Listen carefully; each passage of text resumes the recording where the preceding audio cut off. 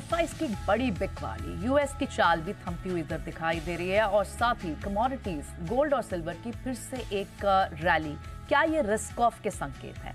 तमाम सारे संकेतों के साथ शो में आपका बहुत बहुत स्वागत है। पहले यूएस मार्केट्स की शुरुआत करते हैं। वहां पे वन साइडेड रैली हमने देखी लास्ट वीक, लेकिन कल वहां पर एक ब्रेक लगती हुई दिखाई दी। नेहा हमारे साथ है पूरी डिटेल में हमें बताने के लिए हुआ क्या यूएस मार्केट्स में। नेहा, मॉर्निंग प्रियंका, ये आपने बहुत अच्छी बात कही अपनी कमेंट्री की शुरुआत में कि क्या रिस्क ऑफ सेंटिमेंट एक बार फिर से उभर रहा है।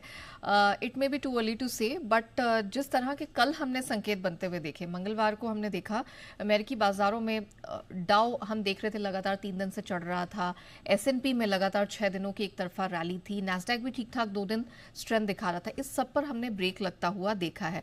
डाउ कल 115 अंक गिर के बंद हुआ है। एसएनपी नैस्डैक में भी आप कह सकते हैं 0.4% के आसपास की गिरावट देखने को मिली। एक बार दिन के निचले स्तर पर गए थे, लेकिन क्लोजिंग के वक्त वहां से एक अच्छी रिकवरी भी देखने को मिली।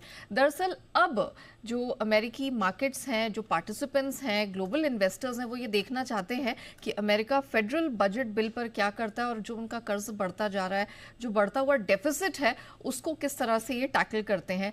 टेक शेयरों में कल हमने बिकवाली आते हुए देखी।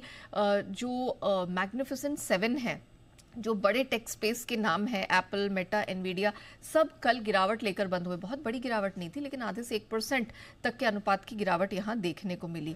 2 इंटरेस्टिंग फैक्टर और थे। 100 के नीचे डॉलर इंडेक्स को हमने 2 हफ्ते बाद जाते हुए देखा। 7 मई के बाद पहली बार हमने इसे 100 के नीचे फिसलते देखा और लगातार दूसरे दिन यहां प्रेशर दिखा। 10 साल की अमेरिकी बॉन्ड यील्ड वैसे तो 4.5% के आसपास अपने आप को टिकाए हुए, आज सुबह भी देखा जाए तो कह सकते हैं लगातार चौथे दिन यहां पर कुछ बढ़त के संकेत आ रहे हैं, लेकिन एटलीस्ट 3 दिनों से हम देख रहे हैं कि ये हरे निशान में बंद होने में कामयाब हो रही है। बहुत ज्यादा फायरवर्क्स नहीं दिख रहे हैं। अच्छा, अब आपने कमोडिटी मार्केट की बात की। सोना हम देख रहे हैं 9 मई से एग्जैक्ट टू बी प्रिसाइज, एक दिन चढ़ता है, एक दिन गिरता है, एक दिन चढ़ता है, एक दिन गिरता है।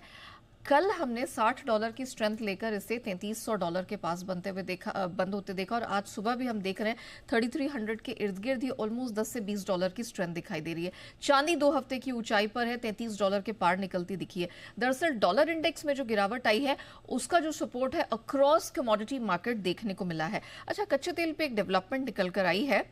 अभी ऐसी खबरें निकल कर आ रही हैं। आज सुबह सुबह हमने देखा 1 से 1.5% की स्ट्रेंथ ब्रेंट और WTI क्रूड दोनों में दिखी है। दरअसल ऐसी खबरें आ रही हैं कि इजराइल ईरान के न्यूक्लियर ठिकानों पर हमले की तैयारी कर रहा है।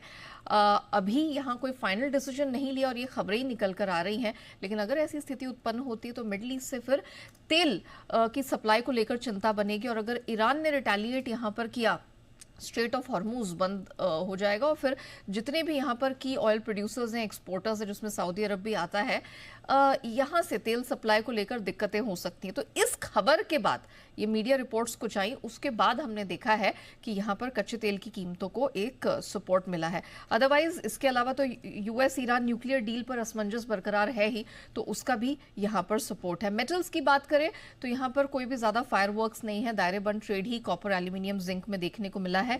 कॉफी कीमतों में तीसरे दिन गिरावट है और आइस रॉ शुगर 2 हफ्ते के लोस पर चला गया। ऑलराइट, बिल्कुल।